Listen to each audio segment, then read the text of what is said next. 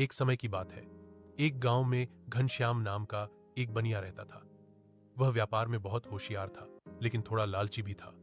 उसी गांव में धनीराम नाम का एक गरीब लेकिन तेज चालाक किसान भी रहता था। एक बार घनश्याम ने धनीराम से कहा, धनीराम, अगर तू मुझे अपनी भैंस दे दे तो मैं तुझे हर महीने 10 रुपये किराया दूंगा। धनीराम ने सोचा, भैंस तो बूढ़ी हो चली है, कुछ तो आएगा। उसने सौदा मंजूर कर लिया। बनिया भैंस ले गया। कुछ दिन बाद जब धनीराम पैसे लेने आया तो बनिया बोला, कौन से पैसे?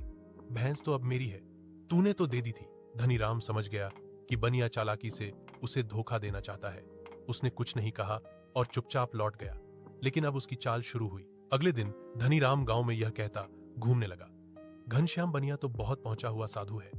वो मरी हुई आत्माओं से भी बात कर सकता है। गांव वाले पहले तो हंसे, लेकिन धीरे धीरे अफवाह फैलने लगी। कुछ ही दिनों में एक अमीर जमींदार अपने बेटे की आत्मा से बात करवाने के लिए बनिए के पास पहुंच गया। बनिया घबरा गया।